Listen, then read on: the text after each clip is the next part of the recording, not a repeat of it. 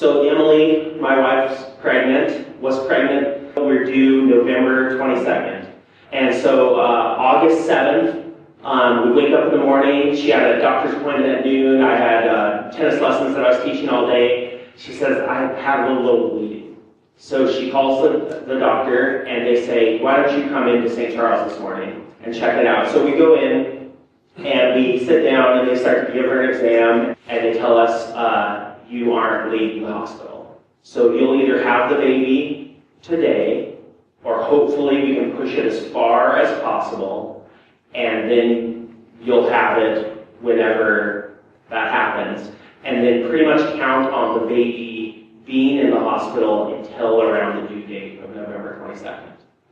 We actually gave birth at 25 weeks and 3 days. And she had gained some weight, so she was up to 1 pound, 10 ounces. And then one of the things that was really amazing that was an answer to prayer was Emily told me that she just really had been praying that Brynlee would be feisty, because one of the fears was that she would survive and she just wouldn't really be there.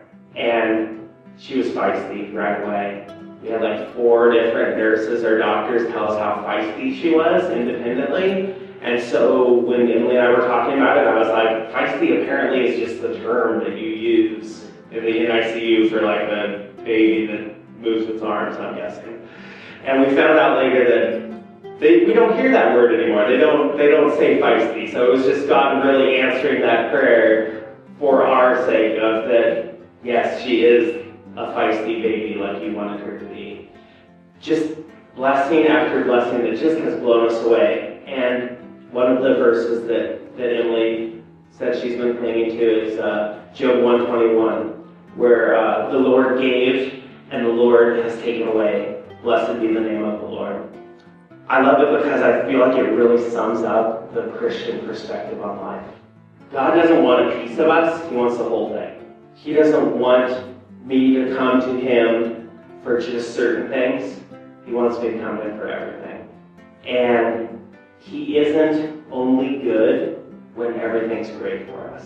He's always good. If something awful happened and Brynlee didn't make it, then He gives and He takes away, and He gave us this time that right now, this time that we've had has just been unbelievable.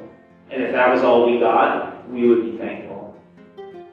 But now we're to a point where I'm planning her tennis tournament schedule already. We just have to have a really small racket. So we're working on that. She's got good grip strength, but it's going to have to be really small.